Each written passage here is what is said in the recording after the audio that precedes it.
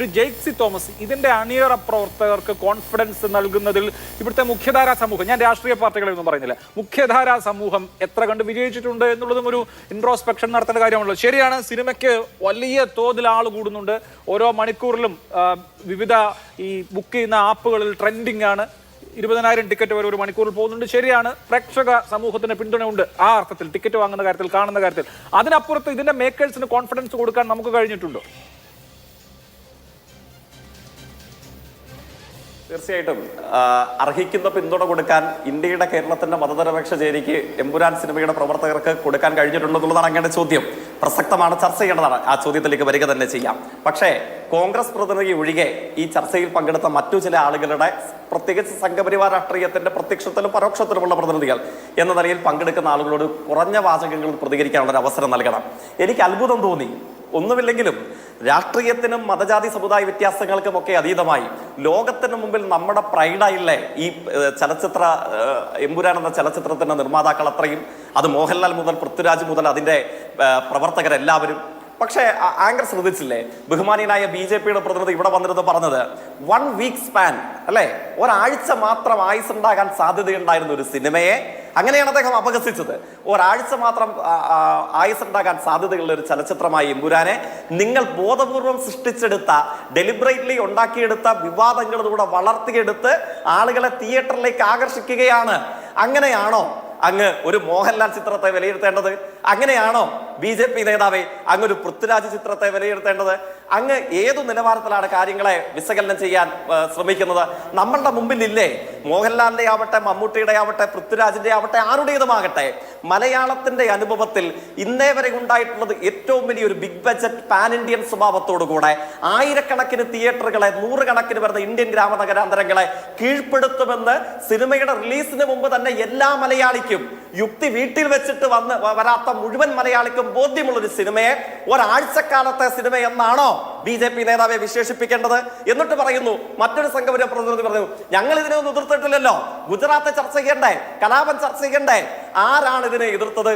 BJP നേതാക്കന്മാരെ നിങ്ങൾ ഓർമ്മിക്കുന്നില്ലേ? ഇന്ത്യയിലെ പ്രമുഖയായ ചലച്ചിത്ര താരം ദീപിക പദുക്കോൺ, അവരുടെ ബിക്കിനിയുടെ നിറം, ആ നിറത്തിന്റെ പേരിൽ ഒരു സിനിമയെ പൂട്ടിക്കെട്ടിക്കാൻ ശ്രമിച്ചവരാരാ? കോൺഗ്രസ് ആണോ? ഇടതുപക്ഷമാണോ? ഒരു സിനിമ ചലച്ചിത്ര നടി ധരിച്ച ബിക്കിനിയുടെ നിറത്തിന്റെ പേരിൽ ആ നടിയെയും ഒരു ചലച്ചിത്രത്തെയും തന്നെ ഇല്ലാതാക്കാൻ ശ്രമിച്ചത് RSS ആണ്, ഇന്ത്യൻ സംഘപരിവാരമാണ്. നിങ്ങളാണോ ഇവിടെ വന്നിട്ട് എമ്പുരാൻ സിനിമ ഒരാഴ്ചക്കാലമുള്ള സിനിമ എന്ന് പറയുന്നത്? PK എന്ന് പറയുന്ന സിനിമ, അമീർ ഖാന്റെ ചലച്ചിത്രം, മനോഹരമായ ദൃശ്യാവിഷ്കാരം, അതിനെതിരെ തിയേറ്റർ കത്തിച്ച് സമര ആഭാസം നടത്തിയവർ ആരാണ്? കോൺഗ്രസ് ആണോ? ഇടതുപക്ഷമാണോ?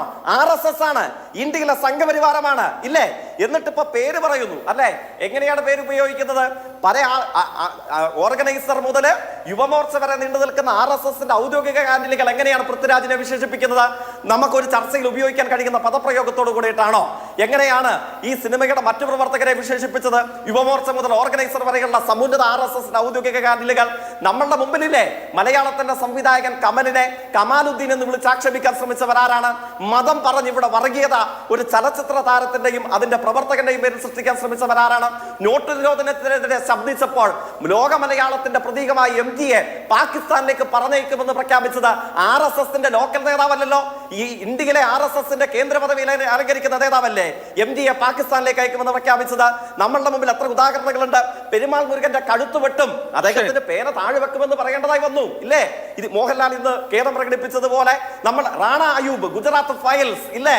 ശ്യാമു പ്രസാദ് എന്ന RSS പ്രതിനിധി ഓർമ്മിക്കുന്നുണ്ടോ? ഗുജറാത്ത് ഫയൽസ് എന്ന പൊള്ളുന്ന വസ്തുതകളെ തുറന്നു കാട്ടിയ റാണ അയൂബിനെതിരെ RSS സ്വീകരിച്ച നിലപാട് എന്തായിരുന്നു? ഇപ്പോ ആഴ്ചകൾക്ക് പുറകിൽ കുനാൽ കുമ്ര, ഇന്ത്യ ആദരിക്കുന്ന സ്റ്റാൻഡപ്പ് കൊമേഡിയൻ അല്ലേ, കുനാൽ കുമ്രയുടെ സ്ഥാപനം തകർത്തത് RSS ആയിരുന്നില്ലേ?